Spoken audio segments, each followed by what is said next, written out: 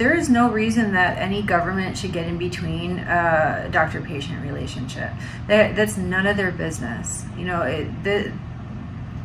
if anything is HIPAA protected, it should be that. I mean, when you think about it, it's sickening. It's the same reason they won't use like other treatments that are successful around the world. And I had a conversation with a doctor about this. Are you guys doing like different sorts of like treatments? Because I know like nothing works. They have, yeah, but I mean, there's, you know, they're coming out with different things that are in the testing phase. It's the same thing. They come with a plaquenil that kill more people than actually save. So that's one. And he said that they don't work anyway. And I told him, well, obviously what you guys have going on here isn't working. So what's the harm in trying? I don't expect any of these people to survive. 90% of them would die. I mean, it's just maintaining. So I figured if it's assumed they're gonna die anyway, just try. Why not throw a few? Well, it's, you know, I don't know. That's always an issue in medicine, whether you should just throw things whether they're dying anyway or not. But if you could find a cure. Well, I mean, there's no cure, so there's no antiviral therapy. The only way to do it is cure. But there's no treatment, I should say. Rephrase. Treatment. You could treat it, but you know, you have to have some scientific basis for whether these things are working or not. And just throwing everything at them, you could make them worse. So worse than death. Huh? Worse than death. Well, we said 90%, maybe that 10%, maybe they're true. I don't know. Yeah. So.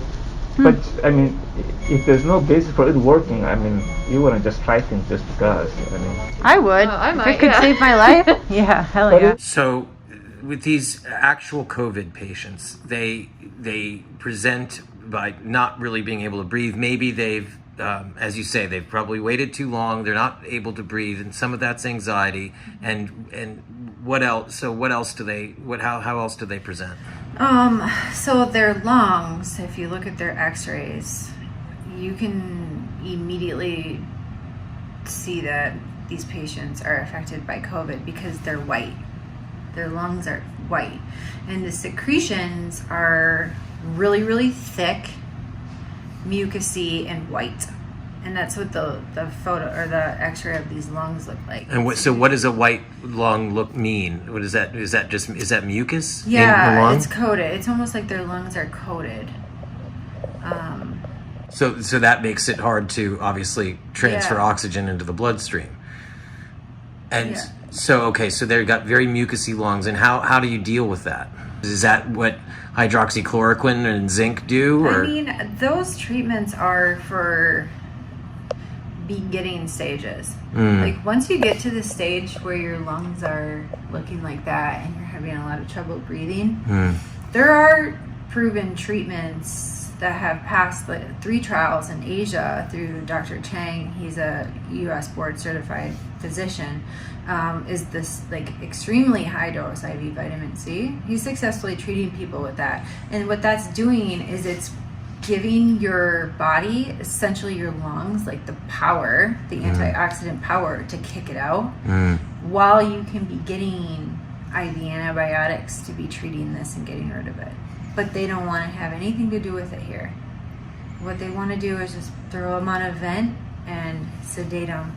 Yeah. Have you done the high-dose IV vitamin C that's successful in Asia? That doesn't work. Really, the other stuff doesn't. People are trying all kinds of silly stuff. There is no scientific basis for vitamin C working here. Well, the Dr. Chang, he was the one that it went through that high dose. I'm talking super high dose IV vitamin C. That's super antioxidants. Helps your body fight that. It passed three trials.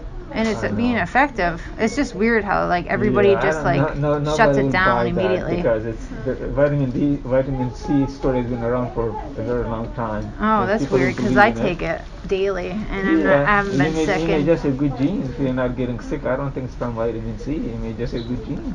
So how quickly if you have a COVID and a COVID rule out or a non-COVID right next to each other on vents, will the COVID patient die more quickly than the non-COVID patient? If they're on vents, no. They're both the same at that point. Yeah. Really? Yeah. So even though the COVID patient with the, presenting with a very mucousy lung, I mean, are their lungs filled or they're just coated? I shouldn't say that. I'll take that back. It really depends on the person, how healthy they were before.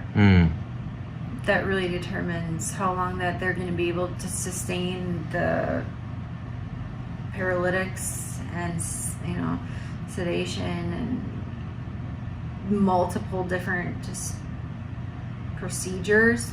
Even when you're like sleeping or you're like, you know, knocked out, sedated, and they're putting you through like these central lines that they're putting in and trachs, they're doing trachs, even though they're practicing essentially. Your body knows what's going on. It's still going through trauma. It's very traumatic, even when you're under. That's why surgery, it takes a while to recover from, because you'll feel it for, you know, how long do you feel that if you've ever had a surgery? And so they're putting their bodies, through horrible things, and that's adding more stress. It's killing them. Yeah. So the guy that pulled out his tube is really unique, because I saw him from the minute he got to our unit, and I didn't agree with him coming to the ICU. But he was admitted with hyperglycemia, which is high blood glucose, at like 700.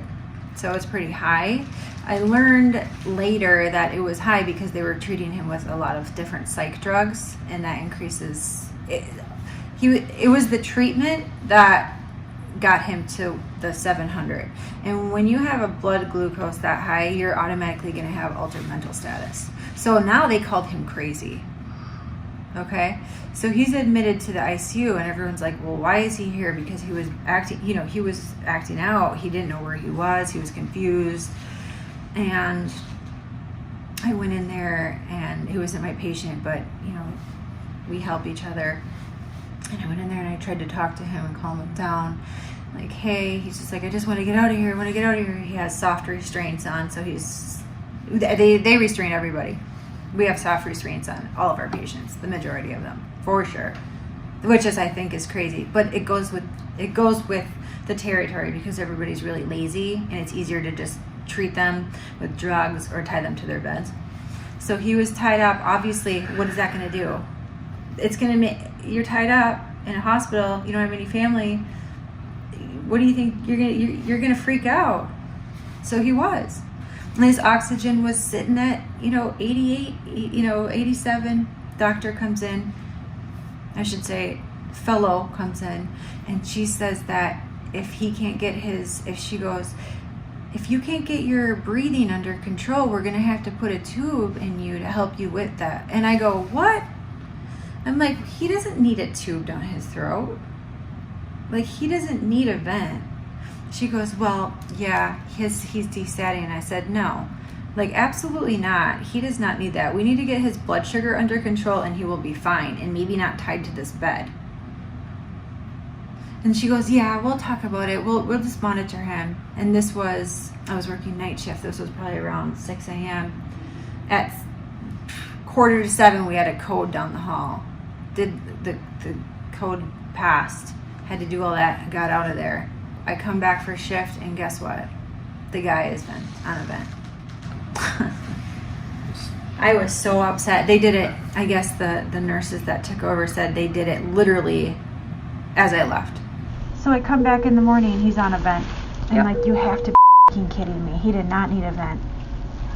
They waited for you to leave. They did. We literally, that was the morning we coded 28 for 3 minutes. That we no sooner took the vent out of that room, cleaned it, and put it in here. Yeah. And tubed him. Yeah, they took his vent after he died That's what and happened. put it on him. So they waited until I left because they know how I feel about this stuff. Same thing with bed 9. They didn't need to intubate him. He was progressing. I don't think that I don't know what happened after. We tried BiPAP, and then they brought him here, and I thought, well, cross my fingers. We'll see. And no one survives. He did. He was the only one that I've had. That's what happened with him. But he pulled his tube out, and so he has a chance again. Oh, he He did? extubated himself. Oh, he did? I didn't know that. I thought he was extubated. And how did he wake up from? Turns out that he did drugs. So he was resistant. He was to fentanyl. All of this stuff that we give normal people didn't cut it for him. So he ended up, yeah. I'm like, you just saved your own life, you know? It's crazy. Don't put that on. Don't put that on. But I mean, it did. You know what's sad? So they pulled it out, and they're like, oh, you know, so-and-so's extubated. I'm like, no way. They don't extubate anybody. I'm like, that's so weird. Here it turns out he extubated himself. And now, he's fine. He's home now. This was just a couple days ago. But, you know what's sad is that he thinks we saved his life. You know what I mean?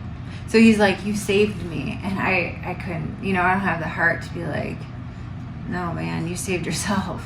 You have like 9 lives. Because had he not pulled that out, he would definitely be dead. For sure. They don't extubate anyone. Here's the problem. Not a single patient here, since this thing began, has been discharged or successfully extubated.